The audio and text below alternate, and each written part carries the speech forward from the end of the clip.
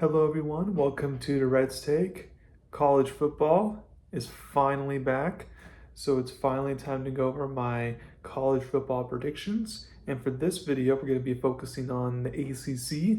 So let's get started. A lot of people obviously have Clemson to be the favorites there, and I 1000% agree. They have one of their most experienced teams in a while, and that's a key for Dabo since he doesn't like to dabble, if you will, in the transfer portal. It's very important for him to have a bunch of veterans, and that's what they have. And they were able to get into the playoffs last year. So I feel like with the senior quarterback and all the other pieces that they have, they could be able to carry momentum. Now their schedule is not the easiest out there, especially in their own conference play. I don't think they'll go undefeated, but I do think nevertheless they will win the ACC. So therefore, I'm predicting that Clemson will have a 12-1 record and then be undefeated in the ACC, and they'll be in the playoffs. Now, as far as who Clemson may face in the ACC championship game, there's a couple of options there, and a lot of people are going to pick Miami, and I don't blame them for picking them. But the team I'm going to go with is the Duke Blue Devils. That's right, you heard me right, Duke Blue Devils. So they got the Tulane quarterback at the transfer portal, Mensa, and I like his game a lot. They have a really good defense under head coach Manny Diaz, and more important, and they got some key players coming back. But more importantly, when you look at the predictions, you got to look at the schedule, and when you look at the schedule, they do host a top 15 Illinois team, which would be interesting. But let's just say, in worst case scenario, they lose that one. But if you look at their ACC schedule specifically, they got to go to Clemson, so that's one loss. But one loss can easily get you in the ACC championship game. So besides Clemson, it's like, maybe at North Carolina they lose, maybe.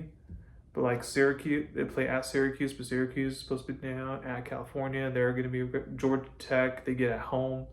And then they play Virginia at home and then Wake Forest. So, obviously I could be wrong here, but this Duke schedule sets it up to where now that they have an upgrade a quarterback compared to last year, potentially.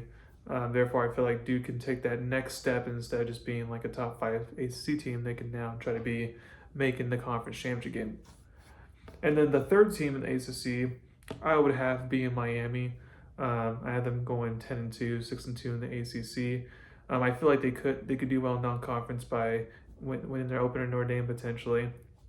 And Miami doesn't have the easiest ACC schedule out there.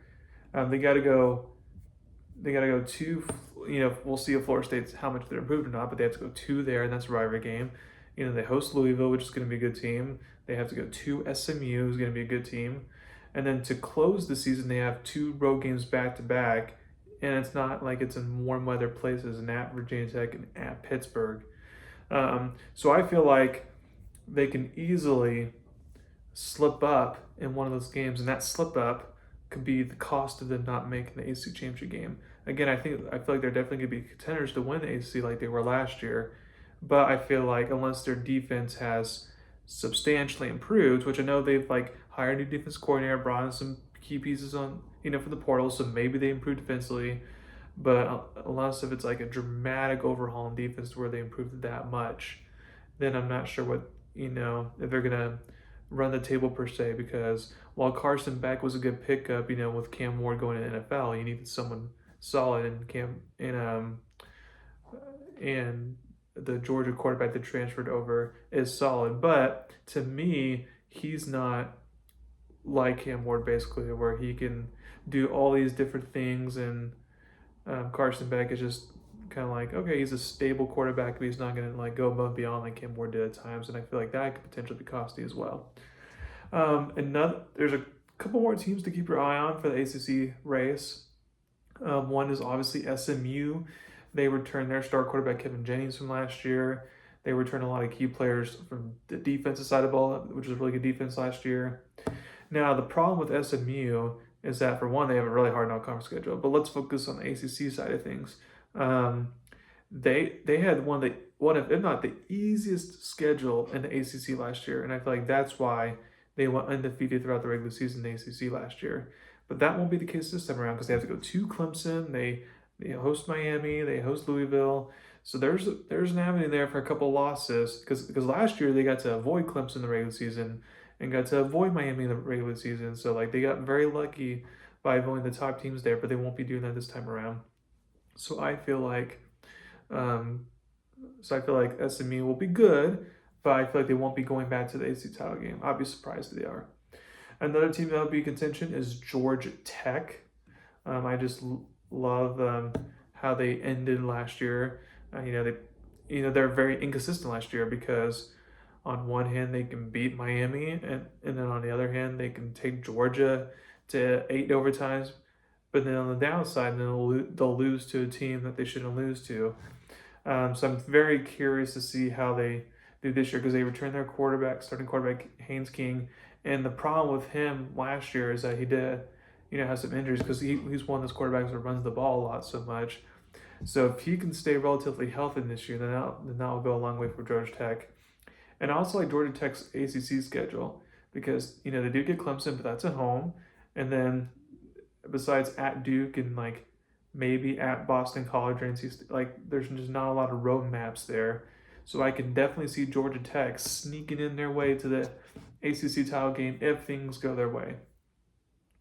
And then I would say a couple other teams that are not in my top 5 in the ACC, but definitely like have a dark horse chance to get in there.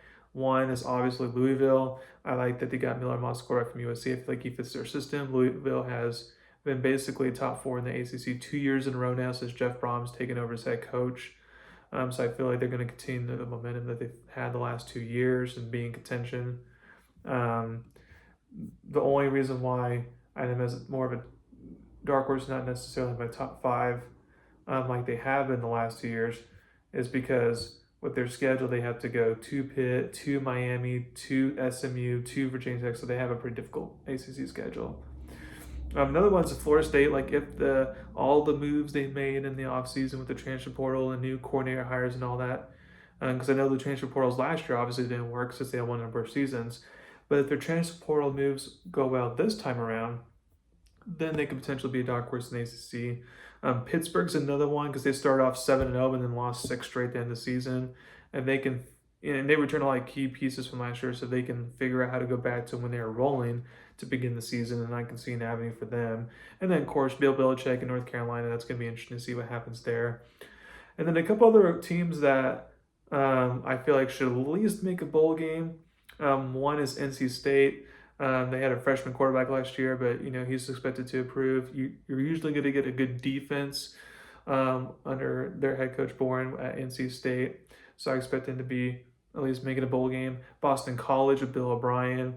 I like the team that they had last year, and they returned a lot of key players from last year's team, and they're one of those teams that has a really good defense and a solid, capable offense. So I feel like Boston College can easily make a bowl game.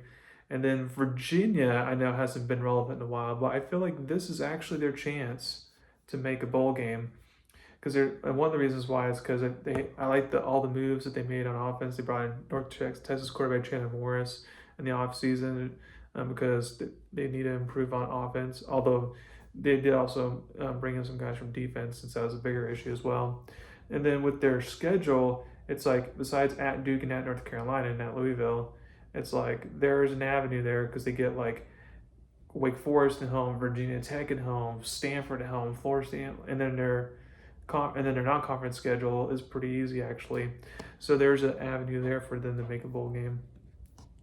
And then one more team that I think will barely miss a bowl game, but I wouldn't be surprised if they made one, is Virginia Tech. They bring back their starting quarterback Kyron Jones from last year. He was hurt often last year, so if he can stay healthy, that'll go a long ways. And Virginia Tech usually has a solid defense, but for me, I don't trust the quarterback to stay healthy. He's one of those guys I just don't trust for him to remain healthy all year, and I don't trust offensively what they do in general. So that's why I barely have them missing out on the bowl game. But again, they could easily go 6-6. So then the 4 teams that I don't have making a bowl game at all, and nowhere near it. I have Syracuse, obviously regression from last year. They just lost so many people from last year's team that I just don't see how they bounce back.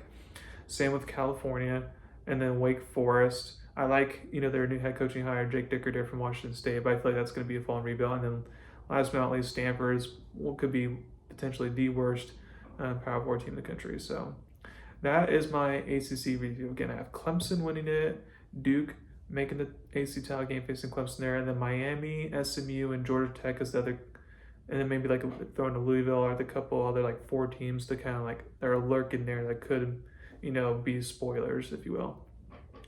So thank you very much for listening to my podcast today. Please subscribe to my channel and tell about me. Thank you very much. Have a wonderful day.